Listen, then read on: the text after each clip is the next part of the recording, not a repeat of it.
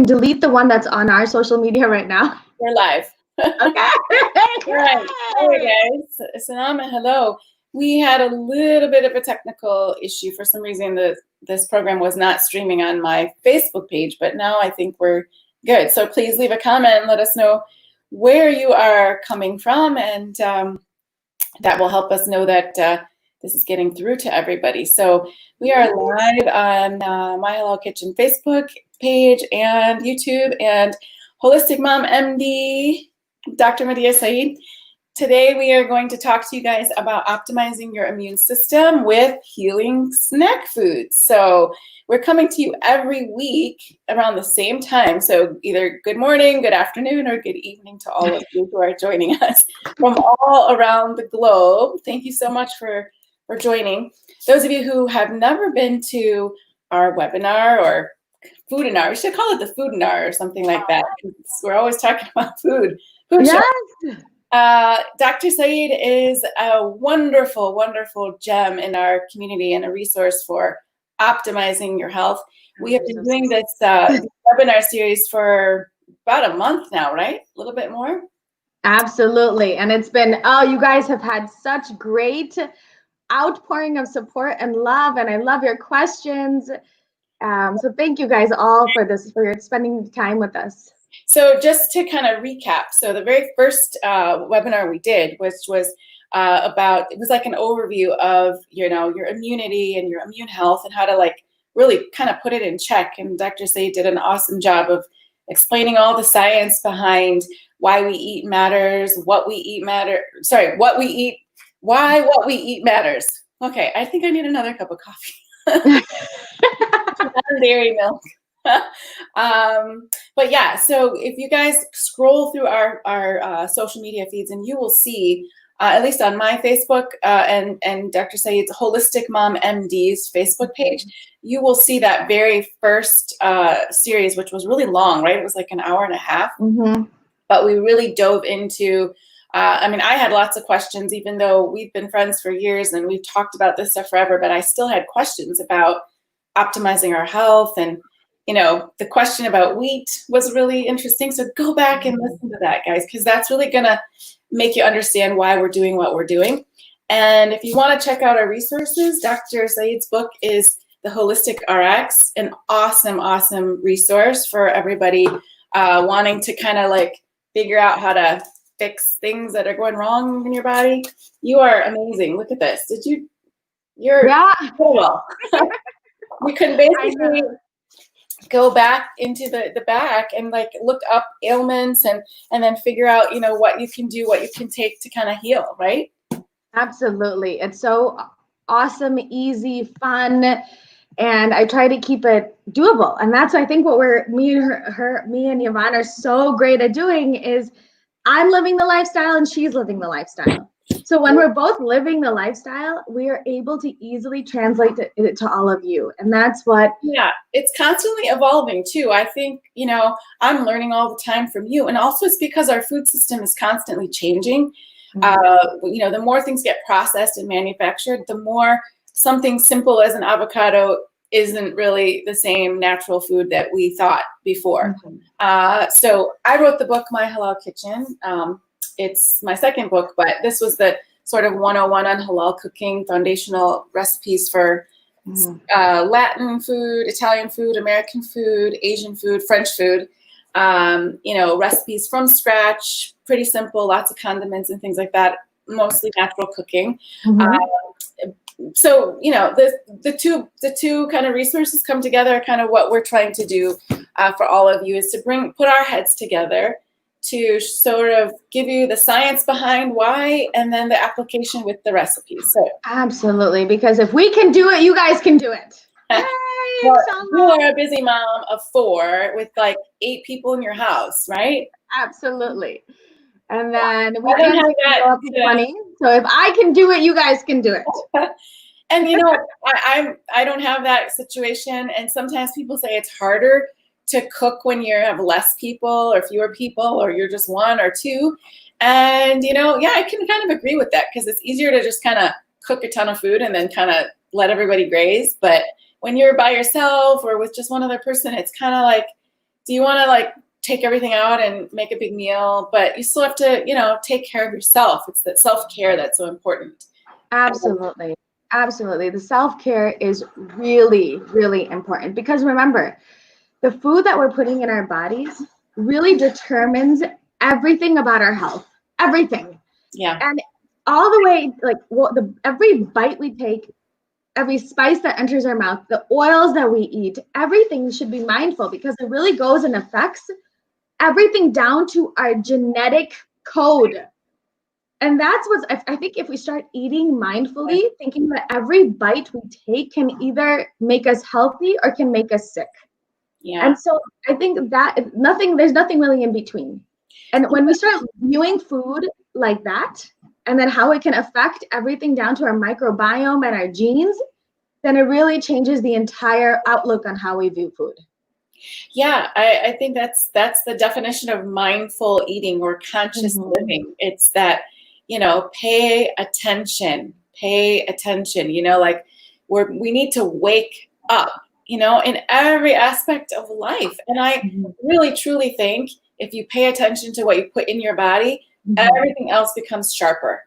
You're paying attention to all the things that are going on around you in a different way instead of that fog of like just going through the motions of life, right? So, you know, we're here to help and we're here to sort of answer questions about food resources, how we do our shopping, where we get our stuff. For those of you who don't know, I was in Turkey for the last 1.5 years, so I had like a really, I would say, intense experience of eating without processed food for a very long time and eating very seasonally, hyper locally. It's not as easy as people think.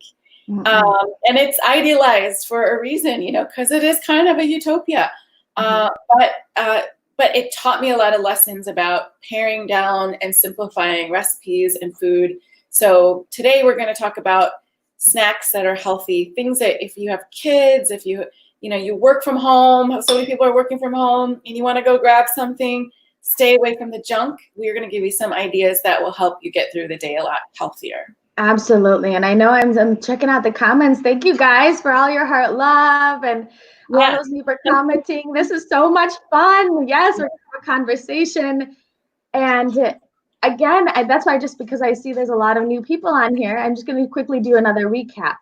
And that whenever we put food in our body, we want to make sure that it helps, one, heal the gut bacteria, because we are not just humans. We're actually cells, we're microbes, we're all of these different components that come together to create who we are and how we think.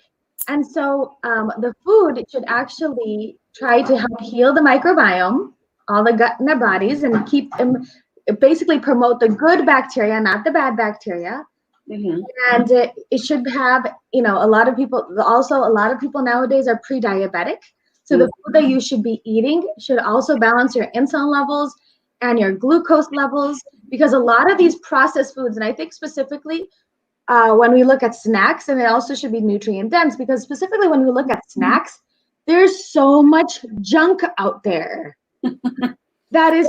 I think when I came back, I was like, there's junk food in Turkey. Like you can find Doritos and all that stuff spiced differently than here. But the sheer amount of junk food that is available to us here is like insane. It's absolutely insane. There's just there's no balance. Like, the junk food was kind of like this over there, but the produce and meats and stuff was just enormous. So we're flipped around here. And that is enough to, we're humans, the temptation is there to, we're busy, we're tired, we just want to grab something, and we're trying to tell you, just refrain, think about food. Use this. But once you start eating better, this will work better too, right? I know. And sometimes it can be really overwhelming. Yes. And that's why, especially when you're not feeling better, and you're like, I just can't think about one other thing to do. But we don't realize that. Exactly. But no, we're not going to realize that once you start, just like what you said, once you start eating better, this starts working better. So things that used to be really complicated and overwhelming for us are no longer that complicated. Right. I mean, I work from home. I've worked from home for the past 11 years, and I can tell you that it's really simple to like snack all day or eat, here and there, and not really be balanced in terms of specific meal times and things like that. But I've always noticed that what I eat directly has an effect to my focus level.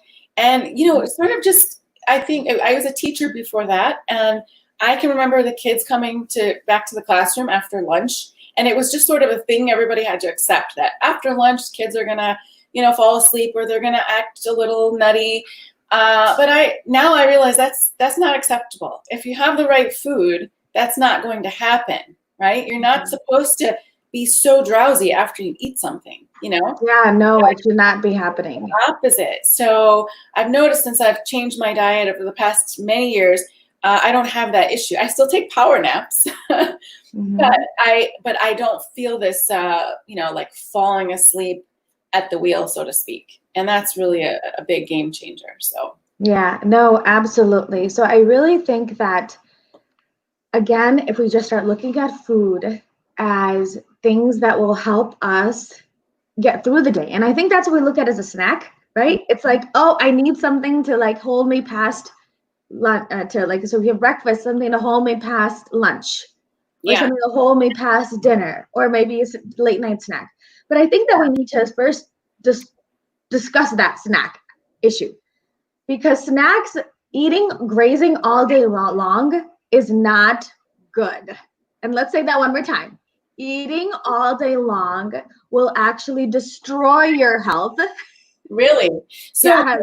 so why is it popular for people to say, eat small meals throughout the day? I've never really understood that, and I've never really liked that. What, that's become sort of a trendy thing, and I don't understand it. Tell us why that's not good. That's a really important thing. Absolutely. And this is something that we really wanted to shed light on, is the fact that most people are becoming pre-diabetic and or insulin resistance. So we talk a lot about it in our first video, so go back, but I will go ahead and brief it for those people that are just listening to us today and for the first time. So what insulin resistance is, that whenever you eat a carbohydrate, and it could be any type of carbohydrate, from a fruit, from a processed item, whenever it goes into your body, it turns to glucose. And glucose is needed for your cell for energy, to be nice and strong. But what happens over time, right? And then, so the only way that it can enter the cell is if your pancreas releases something called insulin. Insulin is a hormone that knocks on the cell wall and lets the glucose in, and now you're energetic. But over time, what happens is that because of the processed foods, constantly eating processed foods, raise your blood sugar level higher than natural whole foods do. So, for example, cornflakes raises your blood sugar level higher than table sugar does. Why? So the more processed food it is, the more it raises your blood sugar. Now we're living in a world with constant stress that also raises your cortisol, that raises your glucose level. So lots of different things that are really allowing our body to live in this constant state of elevated glucose levels. And thereby it stops listening to the insulin that's there, because the insulin is needed for the glucose to enter the cell. So guess what? If your body stops listening to the insulin, that's a state called insulin resistance.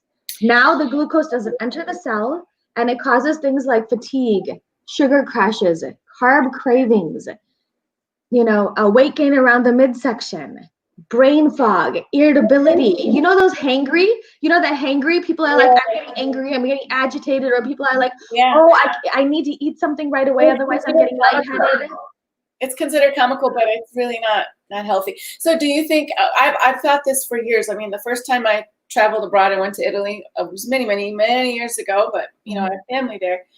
And just watching the style of eating, there's a very clear social schedule around food. And I felt so much better, more secure, more healthy. I don't know, it just has a psychological effect too. And everybody eating together, same time, every day, and it doesn't work in our society. But I kind of feel like something needs to shift here, because all this constant eating, 5 people in the house and everybody's eating a different time, a different way. No. So it's wrecking our family lives. It is wrecking our family lives. Right. And I just think, like, when people we realize, like, we're going to eat at breakfast together, or at least lunch or dinner, something that we can eat together, same time, it actually reduces the snacking. I'm not really a big snacker anymore, ever since neither am I. That trip. But I do see, sometimes these kinds of things that I'm going to show, I actually use them as part of my meal or on my table. So I just pull them out as potential snacks, but actually I don't really do too much snacking. Neither, and that's what I think I really wanted to relay to everybody listening today, that snacking all the time is not a great thing. But if you need something, I mean, my kids they have like a meal at 9 o'clock, and then maybe after 3 o'clock, like 3 hours or whatever, they'll want like a fruit or something. And that's what we're going to discuss today. They're the things that if you do need something, that there is that, but once you really get the hang of it, for me now, I'm doing a really great job with intermittent fasting. And that's something that, again, I wanted to also bring up, was because of the fact that because we're snacking all the time, because we're eating more processed foods, because we're stressed, our insulin levels are elevated all the time. So even when you're snacking, the rule of snacking is that you want to make sure, first, intermittent fasting is really key. So I try to keep a window of about 8 hours. That's me. I have people start off at 12 hours or 8 hours, or even sometimes I'll go to 4 hours. So whatever that window is of eating, you want to keep your snacking and all eating within that window. So we should do another episode just on the intermittent. Yeah, because grab some water, because that's a whole nother conversation, right? So we're kind of going from fasting to snacking right now. No, because what happens is that in between each snack is that you want to give at least 3 hours in between snacks. Wow. Your body is what's important. Allow that insulin level to come down. So those are just the rules for snacking. That's really important. That's really important. I think I really wish that we could just change the way that we do food here, in all ways, in all aspects, and especially our eating schedules. Imagine if the whole country could get on a similar eating schedule. I think that people would actually feel a lot happier, to be honest. Absolutely. And I guess forced to take a break. Absolutely. And so so the things that we're going to show you today, I know that we can dive into this. Yeah. Because there's a lot of processed food out there that people are going to be like, oh, that's what I need to do snack on. Because I think that's what we've been brainwashed to believe a snack is. We've been brainwashed that it's just, I don't have anything bad here, but like we've been brainwashed to believe it's just a box, or if it comes out of a bag, which I do have these items because I don't live in the Stone Age. So for my children, I do have it. So it feels like they are getting what everybody else is and not feeling left out. And in a pinch, I have these items. But what I really wanted to show that a typical snack in my house, this is what I do. Woo, as a radish falls off a plate. But this is what I do. You want to make it as colorful as possible. Sure. So vegetables, clean protein, healthy fats. Because remember, the foods that we're going to talk about, the foods that you really want to put in your body are those that are nutrient dense, help heal the gut, and help balance your hormone levels. And then so those foods are your vegetables, your clean protein, and healthy fats. And so anytime we eat in my house, anytime we eat, I tell my patients it's the same thing, that you want to focus on vegetables, clean protein, and healthy fats. So this is what I have sitting out in my house. I have like this beautiful rainbow foods that you take a look how beautiful that is. And the kids love color. Kids, adults, everybody loves color. And the more color that you have on your meal, the more, I love like eating the rainbow. So you really want to focus on eating the rainbow and not that artificial rainbow. You want to focus on eating the rainbow that's filled with color. And so we have our reds, our, yellows, our oranges, our greens, our, all of these different colors, blacks and whites. So sometimes this is what I did quickly.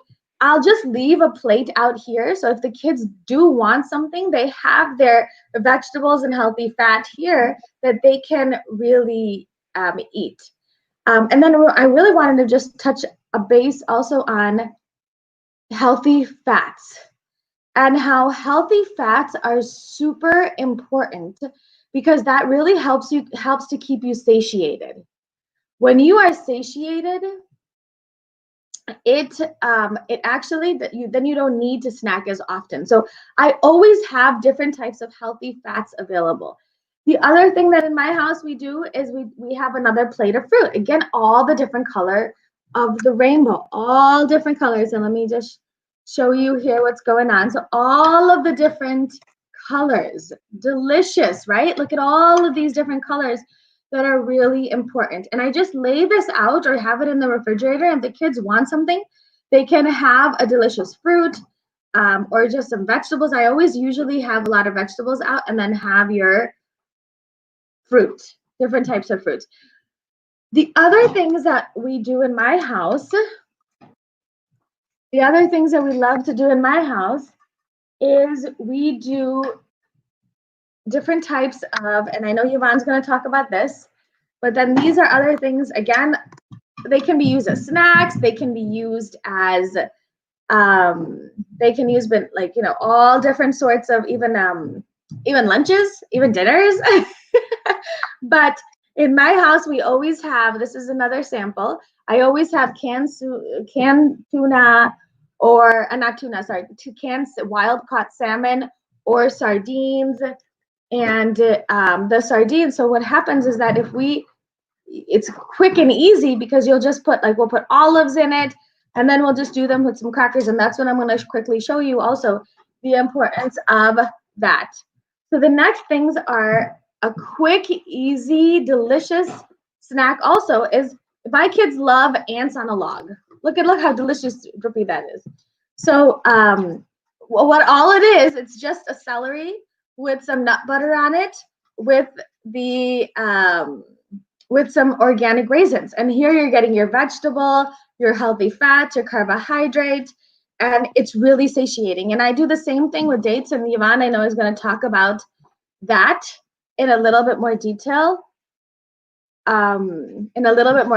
So now let's dive in. The other things I'm going to talk about is your nuts and seeds, because nuts and seeds are so important for your overall well-being and healing, right? So we talked about your vegetables that are important.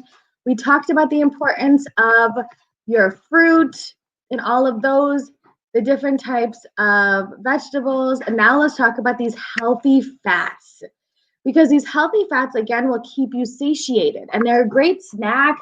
They regulate your blood sugar levels. They increase our metabolism. So always focus on pure foods. And like a tablespoon of, like a handful of nuts will actually have you go a long way. Just that, you know, just a handful of nuts is all you will really need. And the other things about these nuts is that it really helps. They're great sources of protein, minerals, fibers, essential fatty acids.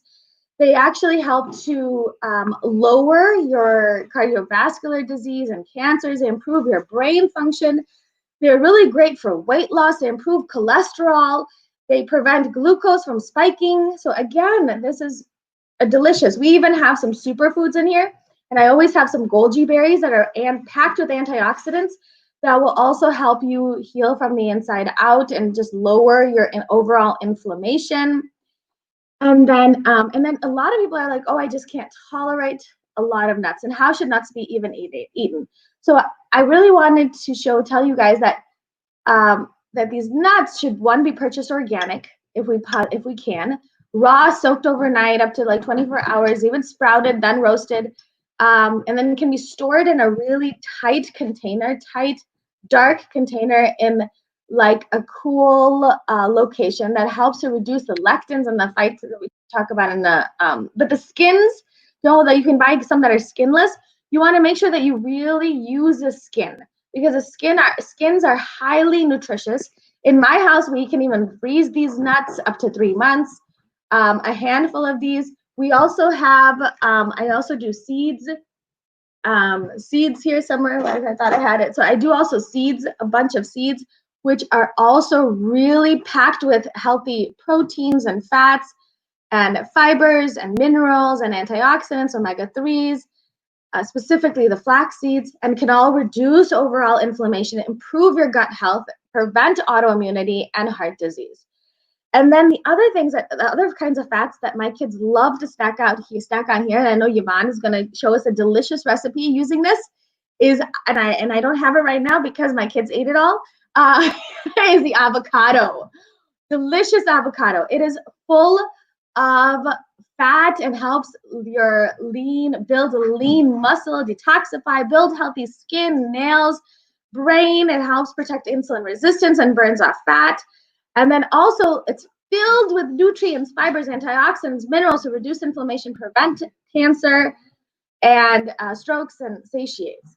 So these are the things that I make sure that I always try to focus on, is your vegetables, clean protein, healthy fats. And a lot of times what happens is that people are also, sometimes you're actually dehydrated when you want to snack. So making sure you're drinking enough water to make sure, just to keep yourself hydrated.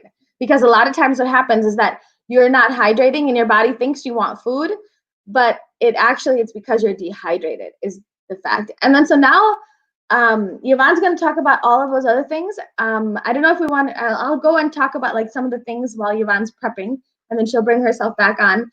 But I was going to go ahead and talk about then your packaged items, because things that people are like, yes, we understand, my kids won't eat this, my kids won't eat this, but what about I want a snack, I want something to munch on. What do I do when I want something to munch on? And so besides for all these other things I'm going to keep on showcasing here, is snacks. So these snacks, when I go out either to a picnic or on the beach, pre-COVID, but I always have these snacks available. And for me, there is some sanity there. Again, we use hummus. That I always have hummus. So you can do with hummus and with guacamole, you can do different types of chips. Who doesn't love a chip? Remember, I live this lifestyle. My children live this lifestyle. My family lives this lifestyle. So if I can do it, you guys can do it. And I still need to have fun once in a while. So I do have, you can find chips that are made of, you always want to make sure that you are reading the ingredients. If it has artificial ingredients, if it has genetically modified ingredients, which are corn, soy, canola, all of these are sugar is all genetically modified. And if it has any of those actually lead to more inflammation and make you sicker from the inside out. So you always want to read the ingredients, make sure that it's whole ingredients. If it has natural flavors, are actually artificial flavors. So natural flavors, unless it says organic natural flavors. And then again, you want to make sure everything you can pronounce and you know what it is. Specifically for chips, we're gonna do an entire series on oils, but you want to make sure that the chips that you're using is cooked in a good oil that can withstand high heat. So for example, coconut oil, avocado oil, if you're going to do chips. And I know there's lots of brands out there that will do that. This one specifically is made out of cassava flour. And this cassava flour is actually a root vegetable. So in my mind, I know the kids are getting chips, and they come in nacho flavor and they're dairy free. Also for those people that can't tolerate it, they also come in cassava flavor, so a ranch flavor. And then they also come in like puffs. You can do puffs. People like the kids really love their cheese puffs. Again, you want to make sure you go through the ingredients and making sure that there's nothing bad in it. If you do not understand it, it does not belong in your body. And actually, it's not tayyib. And we're going to talk about that. That's another series, I guess me and Yvonne also need to talk about that. It's not pure. It's not part of our, and anything that's artificial food is not part of our deen. So again, if you don't understand it, it should not be involved in our bodies. We should not enter it. Then we have is crackers, right? So again, crackers. You just said, oh, Dr. Saeed, you just showed them crackers. Again, you can find crackers with very similar clean ingredients. So there's brands here. Again, if you just look here, you want to see this one specifically has grain-free flour, almond cassava, which is a root vegetable, coconut, tomato, black chia seeds, flax seeds, coconut aminos, nutritional yeast, sea salt, apple cider vinegar, oregano, shallot, garlic, rosemary extract, and coconut oil. Did any of those seem that it was just a different, it all makes sense. All real ingredients. And that's what you want to really, when you are looking for snacks, you want to look for those real ingredients. Again, here, my kids love these snacks. I get these at Meijer's. Easy peasy. So all these places I've gotten are just local grocery stores. Again, we're going to read the ingredients again. Dates, sprouted sesame seeds, coconut sugar, which is not sugar, and it's all organic, and then and sea salt, and it doesn't raise your blood sugar level. So then there's snacks here. Let's see, the other things that we love to snack on are, so Yvonne is going to make us her hummus, or like I think avocado, guacamole, and some dates, and but again, for even the ones that your condiments that you're using to snack on, you want to make sure that there's no sugar. You want to look to see that there is no sugar in anything, no artificial oils. You want to make sure that the oils that they're using are good quality oils and the ingredients are good quality. And I know Yvonne probably has so many ingredients and so many recipes for delicious salsas on her website. I'm going to bring her on here. Yeah, thanks. Come on back, Yvonne. I need you back. Sorry, I couldn't bring myself back on. So for some reason, I don't know, that was weird. Okay, so yes, I'm going to talk about 3 really quick snack recipes. Let's see, hopefully you guys can see what I'm doing over here. Okay, so I've been obsessed with avocados since I knew about them. And mostly it's because of when I was young, I read about when you eat them, they're so great for your skin, so you get really good skin. So really good skincare comes from the inside out, right, Dr. Saeed? Where did she go? Oh, absolutely. It helps you heal from the inside out. And these healthy fats are needed for our skin and protecting our digestive flora and all of it. So, yeah. So guacamole is one of those dishes that is super healthy, depending on what you put into it, what you don't. But let's talk about, the avocado itself. There's different sizes I find here. You can get your bigger ones or smaller ones. Trader Joe's always has these smaller ones, but how do you pick them? You really need to feel them. So I can tell by this one is really soft and it's a bit hollow in certain pockets. And I bet you that this one is bruised, which is not going to be very good. I mean, you could probably pick out some of it that's great, but I can pretty much sense that that's going to be bruised when I open it. This one is a little firmer. And if they're too ripe, you can actually bring them home, put them in a paper bag, not in the fridge, and they should ripen pretty quickly. And then the way I open them up is just like that, and then twist. So yeah, that's a great one. And also to get the seed out, I just kind of put my knife in there and twist. And the traditional way is typically to put the seed inside the guac. So we're not going to mash it with that in there, but we're going to leave it in. Some people say that helps to prevent the avocados from going brown, but I've never really noticed a difference between doing it and not, because most of the time it goes really fast. So there's no time for it to go bad anyway. So the traditional guacamole has a very few ingredients. It's avocado, lime, a little salt, and some cilantro. So I haven't been going out because of the COVID experience. So I actually didn't have cilantro, which is probably like a big faux pas because that's traditional guac is supposed to have cilantro. I will not substitute with parsley or anything like that crazy. So I'll just leave it out. That's fine. Some people do other things like they put tomatoes in it. I have seen tomatoes in guac sometimes in traditional Mexican restaurants, but I've not really seen it like in Mexico, anybody doing that. Some people put a little drizzle of olive oil. I say that's not in traditional guac, But if you want to make a avocado toast, perfect. So this is very versatile. You don't even have to do guacamole. You can just make your avocado spread. So I'd always use a spoon and just scoop it out. So easy, right? This is a traditional, I don't know if you guys can see it. This is a traditional molcajete, which is it's what you use to, what they use in Mexico. It's a real stone bowl. And so you guys know me, like I like all the things that are natural, like the clay and the earthenware. So I like to make my guac in one of these. And they can be found at like most Latin markets and stuff. Let's see how this one's gonna look.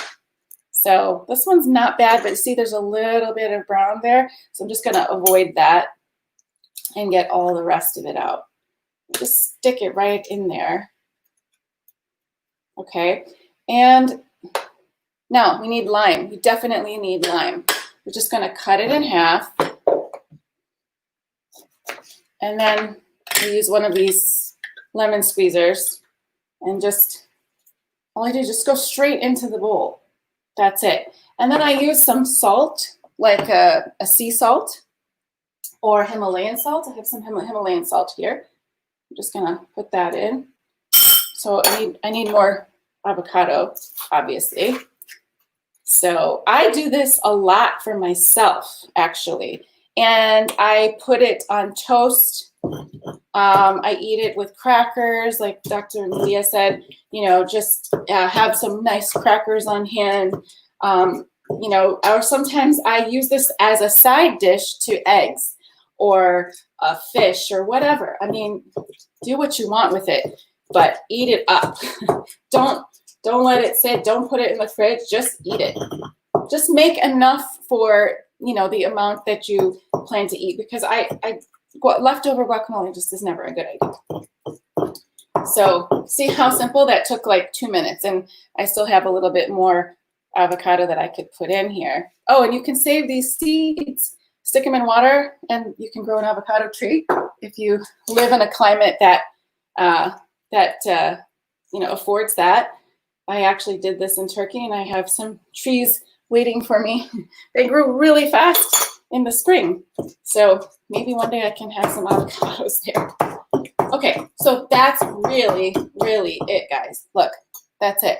And what you can do is then, you know, spoon this onto toast, crackers, whatever. So if you want to add a little bit more salt, some cilantro, of course, would be more traditional. You can then just, you know, put a little drizzle of olive oil if you want. That's good too. So moving on to the next really quick snack idea. I wanted to say one more thing. You can, instead of bread, fill some lettuce leaves with avocado and make it like a vegan snack if you want. You know, you can grow your own lettuce. You can, you know, use the that's lettuce leaves a great as a idea. scoop. Oh my gosh, you guys, that's awesome. I've had to get really creative because I'm not doing bread so much anymore. So I'm getting really used to this stuff, and I am hungrier all the time because I'm not having so much bread, but I feel so much more energetic. Absolutely. And again, that fat will keep you satiated. So that's awesome. And it keeps your skin really supple too. So it is like, it's a beauty food. It's a beauty food. It is. So, okay. So here we go with another, I have to wipe up because it's all wet. Let's move these out. Okay, my next snack is spiced olives. And I love this because actually this is, you know, again, it's a snack if you want it to be, but let me see if I can get you guys in the screen better. It's a snack if you want it to be, but it's also a great side dish. So like we consider it like a mezza on the table. So if you're eating, you know, even for breakfast, so these are so good. Breakfast, lunch, dinner, whatever. We always have some olives on the side when we're eating. So this is kind of like a daily thing, and I kind of regenerate this all the time. Okay, so I've got some olives. So it doesn't matter what kind you have, green or purple olives or Kalamata, whatever. Just pick the kind that you want. I need to drain the water from this.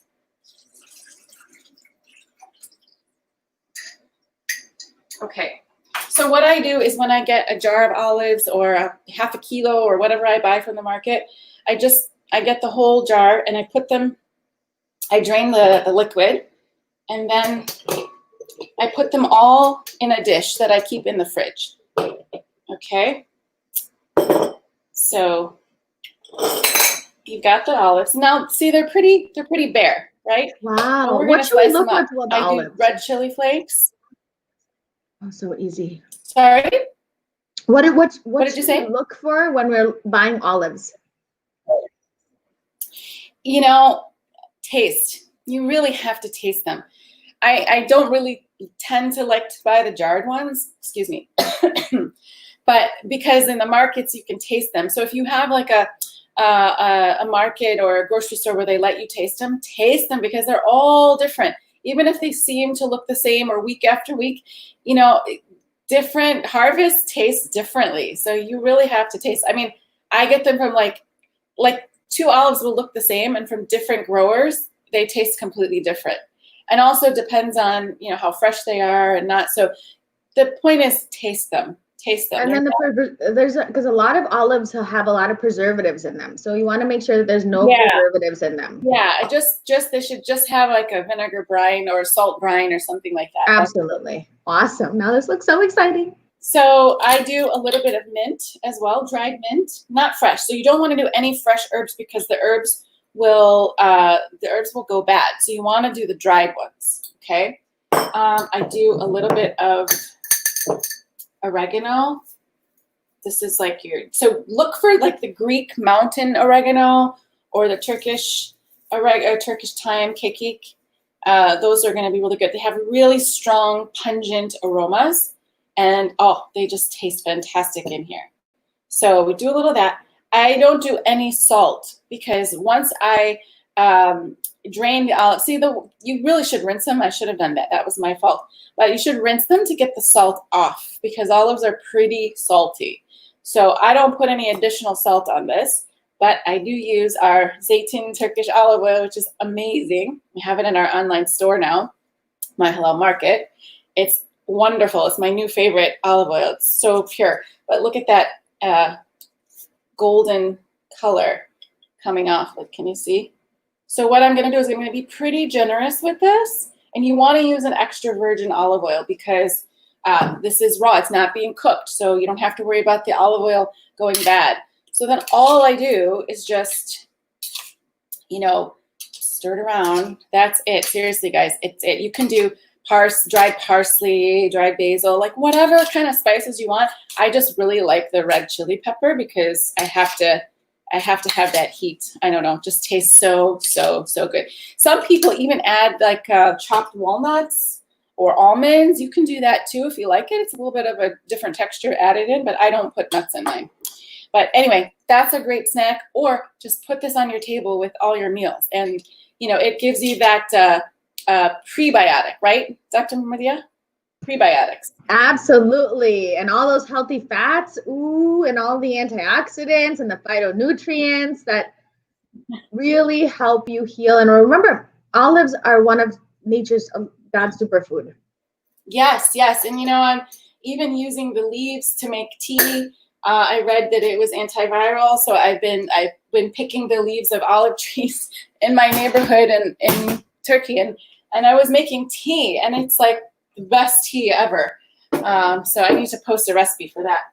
The last thing I have here is stuffed dates. But most of you know my famous stuffed date recipe has creme fraiche on top.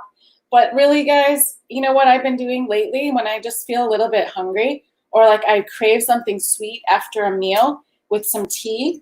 All I do is go to my pantry. Literally, I go to my fridge because I keep my dates in the fridge.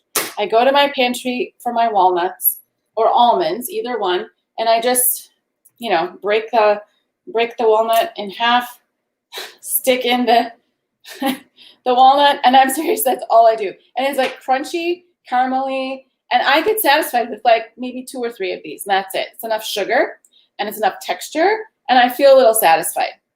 Because just dates or just nuts kind of doesn't do it for me sometimes. But this is just the simplest thing.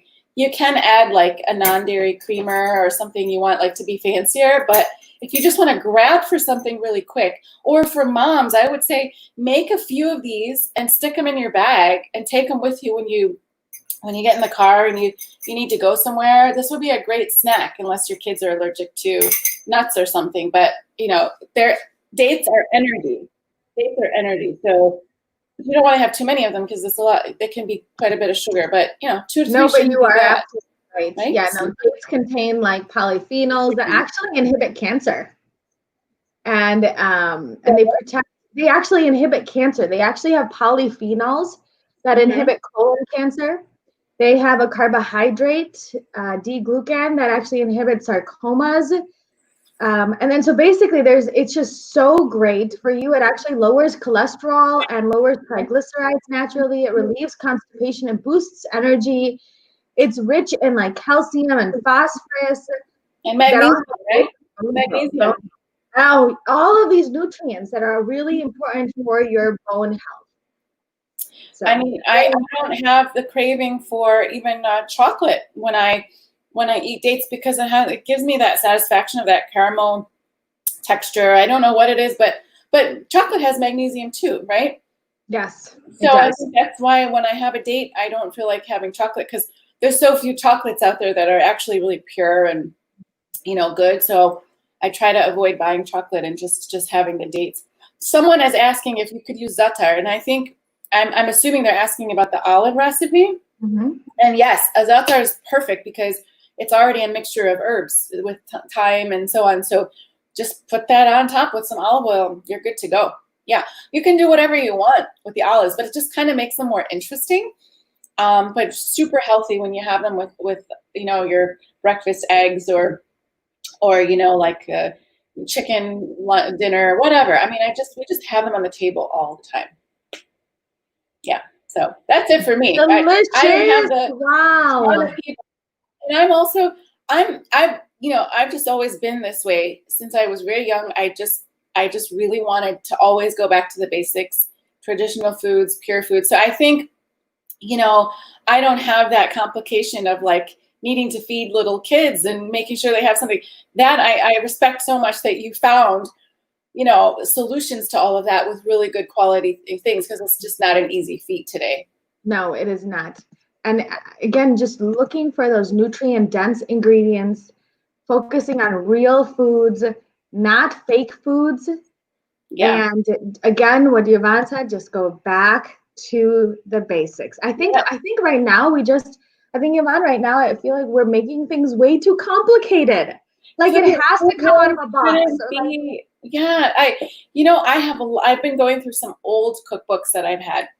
I used to pick up vintage cookbooks and my mom has passed down a lot of things to me from Italian cooking or Puerto Rican cooking. And what's really interesting is the recipes that were created, like my grandmother's time and before, were so incredibly simple. The ingredients were like, okay, there's some things that have like margarine in them from the 70s and 80s. It's like, no, that's not going to work. But if you go back before that, there's just stories in there of like, and people paid attention to food and how, as it relates to your heart, or food as it relates to your skin, or food as it relates to certain illnesses. Like, I just read that and I think things were not complicated, it was just basic. But today our world is more complicated. I think we have to pay attention to a few things: chemicals, GMOs, and seasonality. Because if something isn't seasonal,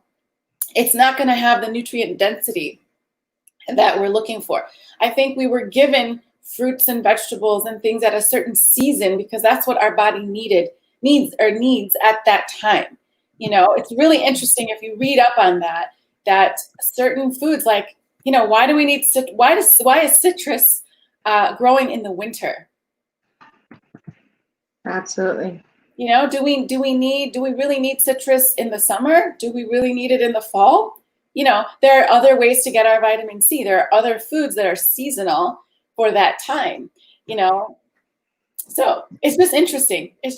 And I know, and I'm not idealizing the seasonality and locality because it's hard. Being in Turkey, I couldn't find a pomegranate in the entire town when I needed it for a recipe.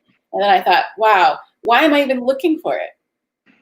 You know, I shouldn't even be wanting it at this time of year. And it's interesting because my body actually started to crave food in the right season. You know, I wanted that watermelon in the summer. I didn't care for it. By the end of the summer, I was like, I'm done with it. And that's kind of like your body being on the clock of nature, you know. Absolutely. And again, that way. So important. Again, you are what you eat.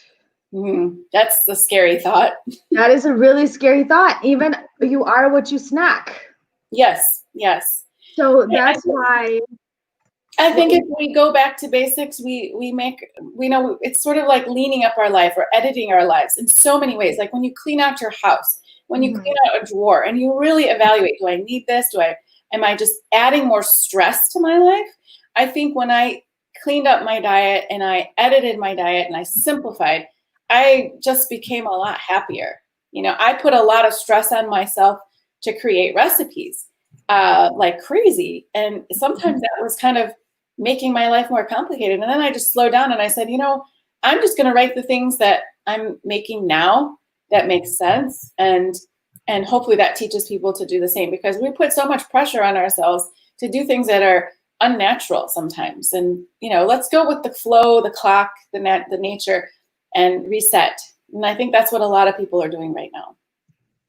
And again, I mean, you're absolutely right. I think as our lives are getting busier and busier, we still feel like we have to meet those standards and you know, what everybody else is doing. This stuff is not Pinterest worthy, maybe, you know, or like or Instagram worthy. We don't have to create. We just keep it simple. Yeah. I mean, you see, like dates. Simple food is beautiful. I'll probably take a picture of this, and it will be, you know, just as pretty as anything. But you know, imperfection is beautiful, in my opinion. Absolutely. And then specifically with kids and adults, remember always to focus on rainbow foods, lots of fiber that keep your gut happy and keep you healthy. Focus on those vegetables, clean protein, and healthy fats that will keep you satiated. And I think we can probably go to questions now. And I did see some comments that came up. Do you have a good substitute for ketchup? I say make your own. It's really easy. Ooh, tell us how. What? I'll tell you what I do at my house, but how do you make yours? You boil down tomatoes, add some sweetener, so you can choose your sweetener. You can, you know, you could put honey. I think it's a little better with like a cane sugar, natural organic cane sugar. And some spices that you want. You know, it's really just about boiling down those tomatoes almost to a paste, but before it gets to be a paste. I haven't ever posted a recipe, but I have experimented with quite a few, and I just cannot buy the store-bought anymore at all. No, I don't either. There are some that do not have sugar in them, but I found that my kids actually like my impromptu one, and I know this is not right. It's better that way, just real quick. So I have all natural organic paste. I have pomegranate cider vinegar and honey, and I mix those three together. That's it. Pomegranate cider vinegar. And now you're getting the nutrition of the pomegranate cider vinegar. You're getting the nutrition of the honey. And the kids really love it. And then I'll add like a hot sauce to it or spice to it, depending on how I want it, or some jalapenos if I wanted to make You can get that pomegranate vinegar in Middle Eastern stores. Especially if you look in a Turkish section, they always have pomegranate. It's called nar. Oh, really? A Turkish one? I found it at Trader Joe's. Did you really? Yes, pomegranate cider vinegar. Oh, okay. Well, there you go. I know. You would have to. It's everywhere. You really start looking for it. It's really So someone is asking nutrition value of jalebis. Aren't those the sweets?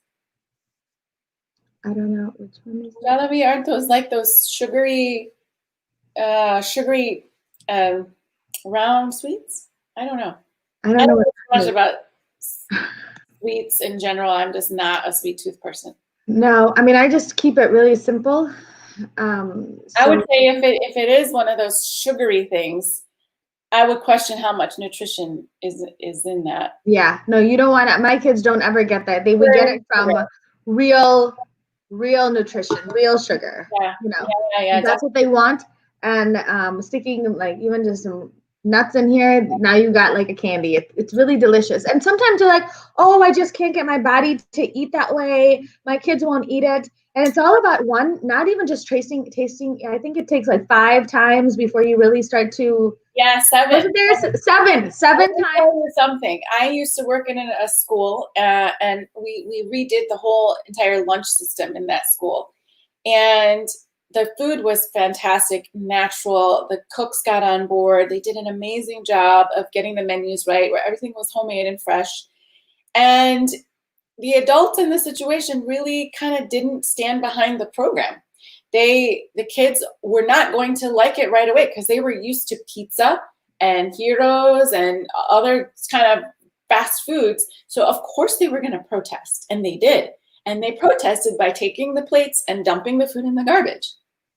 And the adults in the situation let that happen. They said, well, the kids don't like it. And I was like, oh my God, we are the adults. We are the ones who need to educate. We are the ones who need to encourage. I mean, there were beautiful salads.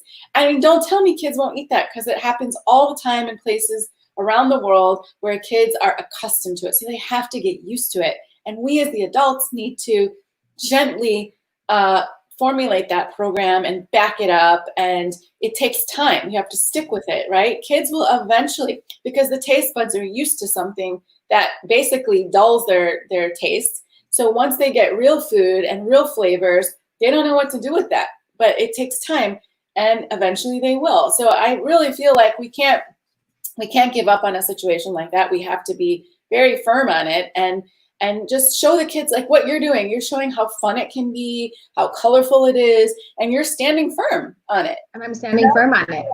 The option of all this other stuff, but you're giving them this abundance of all this really delicious stuff.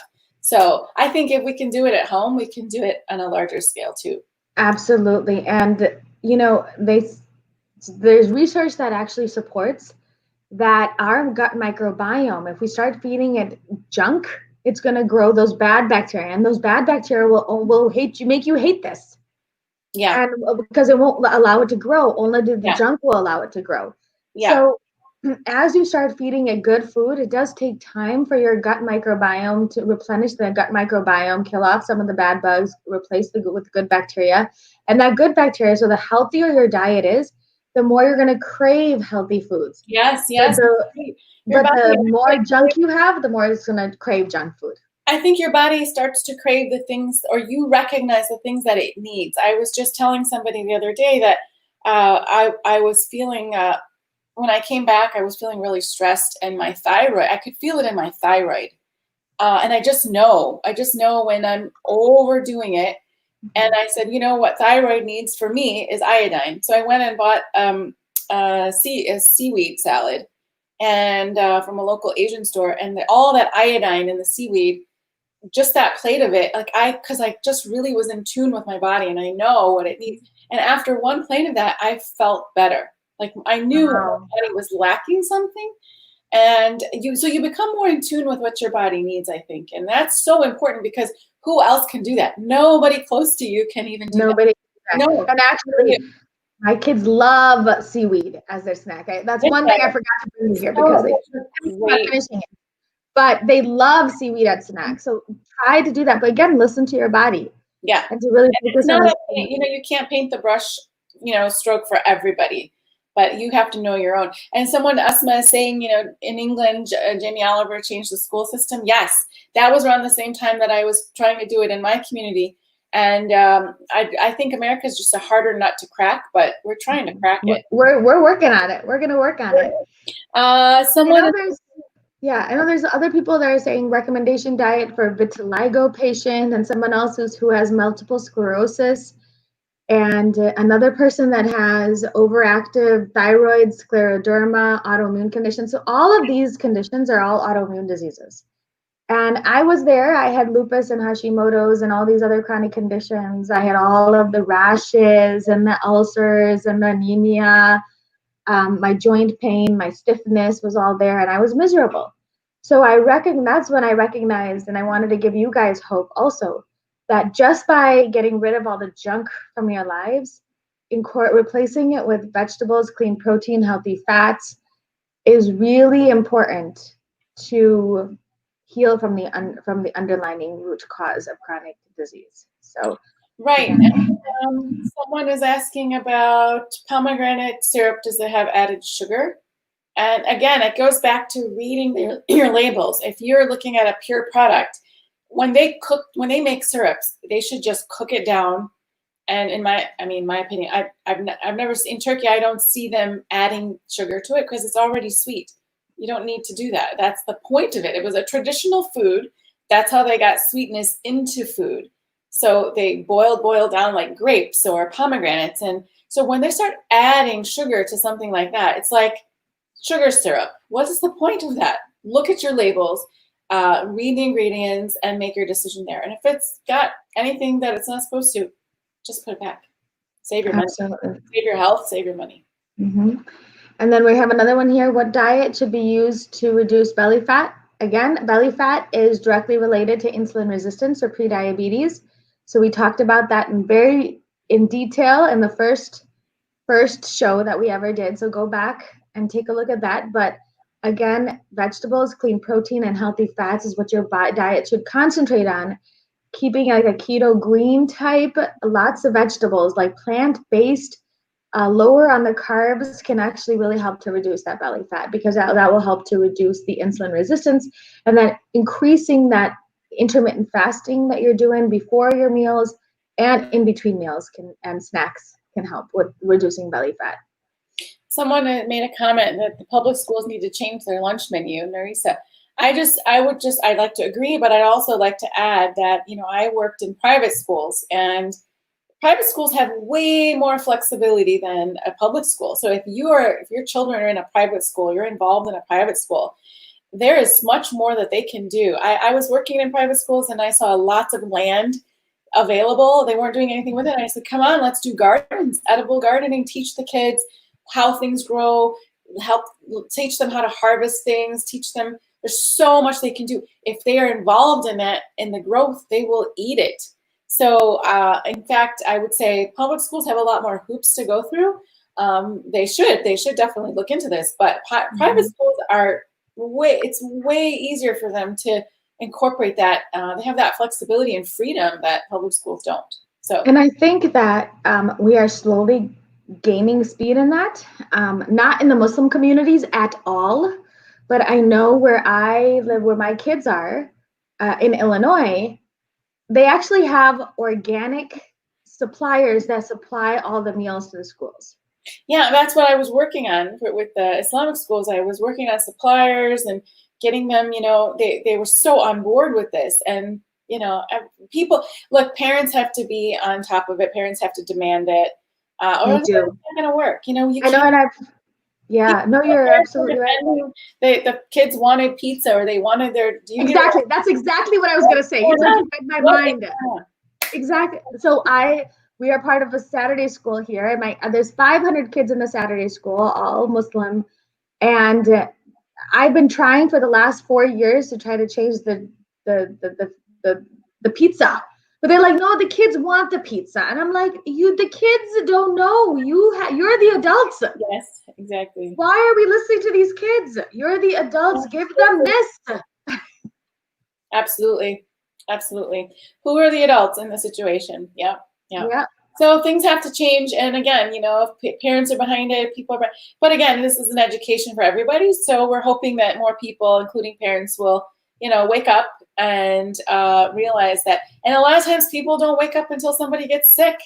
So let's not go there. Really, we should be people of prevention, not just reacting when something bad happens, so. Absolutely. Somebody asked, what type of cheeses do you recommend? So for those that can tolerate dairy, raw, right? Raw, grass-fed, pasture-raised dairy is the best. Would you say sheep's cheese, sheep's milk? Oh, I love sheep's milk.